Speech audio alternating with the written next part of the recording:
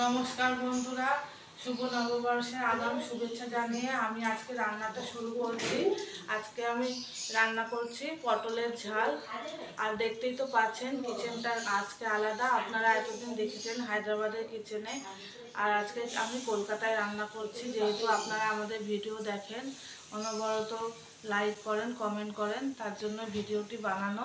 তাহলে রান্নাটা শুরু করা যাক। কেমন করে বানাই আপনাদেরকে শেয়ার করব। হ্যাঁ, আমি গ্যাস ধরিয়ে দিয়েছি, কড়াইতে তেল দিয়ে দিলাম।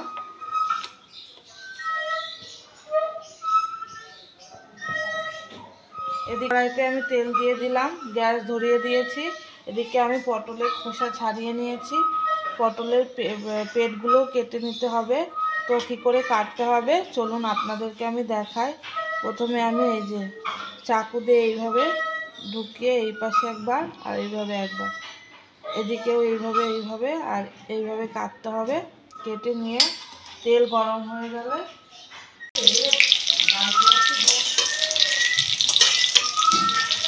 পটলগুলো ভালো করে ভেজে নেবেন, না হলে কাঁচা থাকলে টেস্ট লাগবে না খেতে।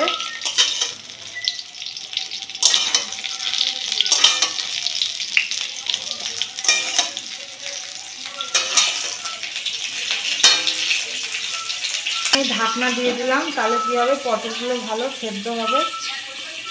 আর গ্যাসটাও কমিয়ে দেবো, দিয়ে এবার ভাজবো। পটল ভাজতে দিয়ে আমি এদিকে মশলা করে নেব।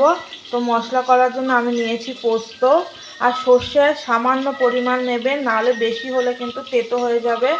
আর এদিকে জিরে, সব আমি একসাথে মিক্সিতে দিয়ে দেবো। এটা আমি শুকনো পেস্ট করব। জল দিয়ে পেস্ট করলে পেস্ট হবে না, ওই জন্য শুকনো আগে পাউডার বানিয়ে তারপর পেস্ট করলে পরে মিক্সিতে ভালোভাবে পেস্ট হয়ে যাবে। ঢাকনাটা তুলে দেখব পটলটা ভাজা হয়েছে কিনা। তো এক সাইড হয়ে গেছে হালকা, তো আমি উল্টে দেবো।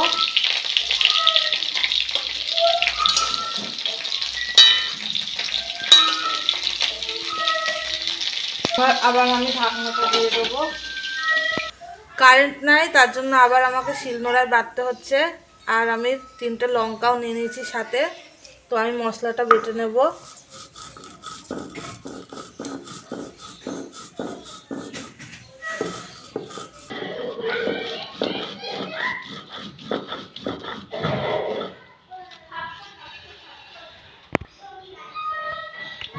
বাটাটা হালকা হয়েছে, আরও মিহি করতে হবে।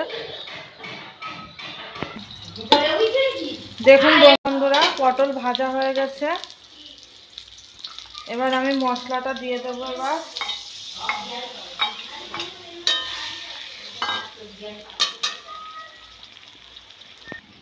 এবার 1 টিস্পুন লবণ দেব,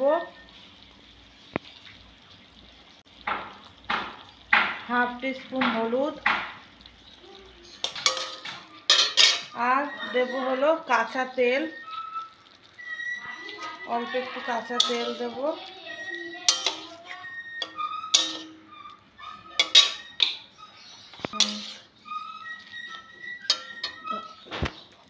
আর সামান্য পরিমাণে একটু জল দেব, যাতে পটলটা সেদ্ধ হয়। এবার আমি ঢাকনাটা ঢেকে দেবো। 5 থেকে 10 মিনিট লাগবে পটলটা সেদ্ধ হতে।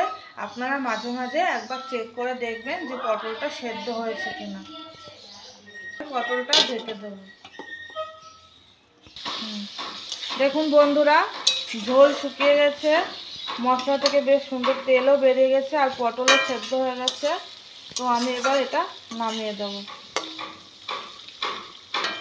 এটি খুবই সহজ রেসিপি আর ভেজ, এটা যখন ইচ্ছা আপনারা খুব সহজেই বানিয়ে নিতে পারেন। খেতে খুবই সুস্বাদু হয়। এই পটলের ঝাল দিয়ে 1 থালা ভাত খাওয়া হয়ে যায়, আর কোনো কিছুই লাগে না সঙ্গে। দেখুন কালারটাও কত সুন্দর হয়েছে।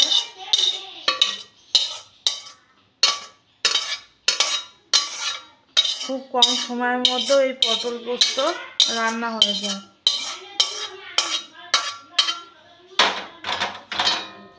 দেখুন কত সুন্দর হয়েছে। এভাবে বাড়িতে একবার ট্রাই করবেন, খুবই ভালো লাগে খেতে। By friend. আর আমার ভিডিওটি ভালো লাগলে অবশ্যই লাইক, কমেন্ট, সাবস্ক্রাইব করবেন।